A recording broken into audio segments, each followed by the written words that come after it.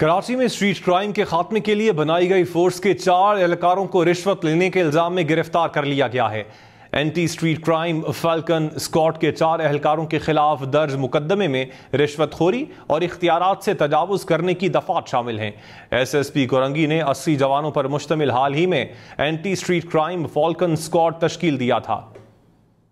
इसी पर बात करते हैं, नुमाइंदा हम न्यूज मोनस सिराज इस वक्त हमारे साथ मौजूद हैं। मोनस, बताइएगा ये फोर्स कब बनाई गई थी और कारकर्दगी कैसी है इस फोर्स की?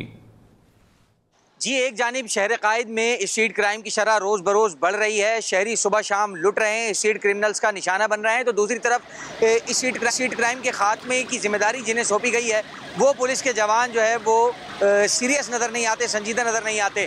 जो ताज़ा वाक़या पेश आया है वो कराची के इलाके कोरंगी में पेश आया है, क्योंकि हाल ही में SSP कोरंगी हसन सरजी ने anti street crime falcon squad के नाम से 80 जवानों पर मुश्तमिल एक फोर्स बनाई थी।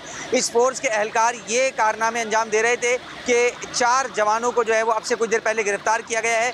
कराची के ज़िला कोरंगी में ही जो अवामी कॉलोनी पुलिस स्टेशन है उसमें मुकदमा भी दर्ज कर लिया गया है 4 एहलकारों के खिलाफ। इन एहलकारों पर यह इल्ज़ाम है कि इन्होंने 2 शहरियों को न सिर्फ ये कि पकड़ा बल्कि हब्से बेजा में रखा और बागी कोरंगी के करीब उन्हें झाड़ियों में ले गए और वहाँ पर जाके दोनों शहरियों को बदतरीन तशद्दुद का निशाना बनाया। उनके पास जो मौजूद नकदी थी और जो दीगर कीमती सामान था वो उनसे छीन लिया और उसके बाद ज़ख्मी हालत में उन्हें 1 से 1.5 घंटे हब्से बेजा में रखा और उसके बाद उन दोनों शहरियों को छोड़कर फरार हो गए। जब मुतासिरा शहरी, जिसका नाम आबिद हुसैन मालूम हुआ है, जब वो अपनी फरियाद लेकर पुलिस हुकाम के पास पहुंचा तो SSP कोरंगी ने इस वाक़े पर नोटिस लिया है। 4 एहलकारों के खिलाफ मुकदमा दर्ज कर लिया गया है और 4 को गिरफ्तार करके अवामी कॉलोनी पुलिस स्टेशन में लॉकअप कर दिया गया है।